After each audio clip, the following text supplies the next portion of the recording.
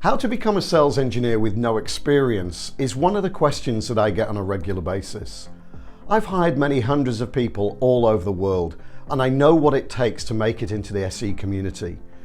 In this video, I'll tell you what skills you need, what career path options there are, and how you can get your first SE role. So if you want to know how to become an SE, then keep watching. If you like this video, then don't forget to hit like and subscribe to keep updated on the new content that we release. My name's Andy Waterhouse. I'm the Presales Coach. Let's get started.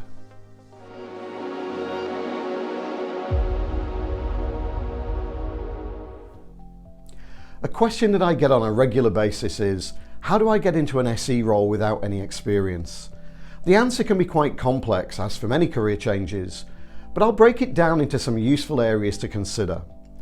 Unlike many other careers and professions, there's no bachelor's degree in pre-sales that you can take, but there are some online courses coming soon on the Presales Coach website that will help. Many people get here by accident, by coincidence, or just because they know someone in technology sales, but there are more structured ways to get into an SE role. But what exactly is a sales engineer? An SE is the bridge between a company's sales and technical teams and their prospective and existing clients. They help customers understand how a product or service works and why it's the perfect solution for them. For a more in-depth review of the sales engineer role, take a look at the Sales Engineering 101 video. The link's in the description below. And remember, not all pre-sales roles are called sales engineer. Some could be solutions consultant, solutions architect, or a number of other job titles. So how do you become one without any experience? Let's break it down now. You don't need a degree to get started as an SE, but you do need some technical skills. Many of the SEs that I've hired don't have a degree, but they've spent time working in various IT roles, learning about technology and how it's best applied. You should familiarize yourself with the products or services that you're interested in selling, for example, cloud services or cybersecurity solutions. Learn the basics of the industry and the terminology used. Take some of the certifications that are available, like AWS or Azure Solutions Architect, or Google Cloud Engineer. For cybersecurity, look at Certified Ethical Hacker or CISSP. All industries have some form of certification. Online courses, tutorials, and even hands-on projects are all your best friends on this journey. Every company will have demo videos or webinars that you can attend or review the recordings. These will show you how they talk about the subject, as well as show you how their SEs deliver the content. Dive into the technicalities, and soon you'll be speaking the language fluently. It might sound daunting, but trust me, it's the first step to success. And if you want success and want to be notified about this and any other new content, then subscribe to the channel, and why not subscribe to our newsletter? The links are in the description for the video. Now let's talk about networking. It's not just about who you know, but who knows you. Attend industry events, connect on LinkedIn, and don't be afraid to reach out to professionals for advice. When you connect with someone, especially on LinkedIn, don't just use the default message of "I'd like to connect." Make it personal and tell the individual why you want to connect so it can help build your career. It will significantly improve your connection rate. Go to user groups and meetups. Face-to-face sessions are usually the best way to build your network, but also to learn. They can also be an amazing source for job referrals. Get into the online communities for the technologies that you're interested in, but watch out for the trolls that believe their opinion is the only one that matters. Building relationships can open doors you never knew existed. And remember, networking isn't just about taking, it's about giving back to the community as well. And one final point here, unless you're an extrovert, putting yourself out there can be a really difficult thing to do. One way to overcome this is to imagine yourself as the person that you want to be just before you start a networking event. Be confident, but not overconfident. Start a conversation, but don't dominate it. Tell people, hey, I'm here to learn and make connections. That level of honesty will help. Okay, so you've got the skills and now you're expanding your network. Now it's time to showcase what you've got. Create a killer resume or CV that highlights your technical know-how and your ability to communicate complex ideas in a simple way.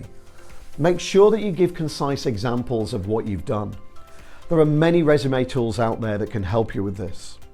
And why not start a blog or create content showcasing your insights? It's not only a great portfolio to have, but also a great way to demonstrate your passion for the industry. Now we need to address the issue of a lack of experience. Everyone has to start somewhere, and there are various options to look at. In general, companies will look at 3 areas of experience: sales, technical skills, and real-world experience. You've already started to address the technical skills, but we need to look at which of the other 2 you can build on. Many of the SEs that I know spent the early years of their careers working in different types of companies, helping to run IT solutions. It helped them to understand not just what IT solutions are, but why they're important to a company and the value that they bring. Being able to relate this as an SE is vitally important. Other SEs came via sales development or business development programs, so they were training to work in sales, but for whatever reason, they decided to switch track and become SEs. These are often some of the best SEs as they have both the commercial awareness as well as the technical skills for the role. There are many other options, for example, from IT support, from professional services and customer success roles. But you need to consider what skills and experience that you're building and how does that apply to the SE role. One other potential option is to look at internships. Look for internships that combine both technical and sales aspects. It's a chance to get hands-on experience and make meaningful connections in the industry.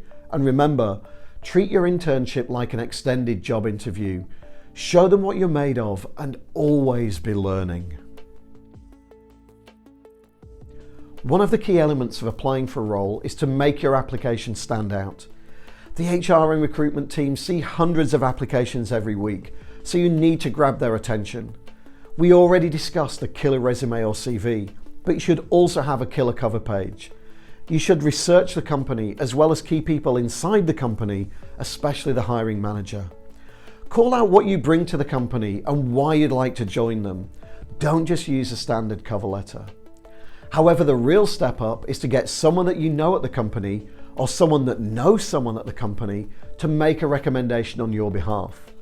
That doesn't guarantee the interview, but it helps massively as we all want to work with people that others recommend. This is where the networking discussed earlier will really pay off. Okay, you've made it to the interview stage. Congratulations. Now it's time to shine. Showcase your technical knowledge, highlight your sales experience, and most importantly, demonstrate your passion for the role and how you can contribute. Continue to research the company and the people. Make sure you know who'll be interviewing you at each stage and check them out on LinkedIn. It'll show that you looked at their profile. If I was interviewing someone and they didn't check me out on LinkedIn, then that would be a specific question that I'd ask them in the interview as to why they're not doing their research. Also, look at blog posts or YouTube videos that they've posted. Refer back to them in the interview if possible. And always check out the latest company news just before the interview and discuss any important announcements. This demonstrates that you're engaged in the process. Finally, be ready with examples of what you've done in the past that can showcase how you can help them in the future. And there you have it, how to become a sales engineer without any experience. It's all about dedication, continuous learning, and making meaningful connections.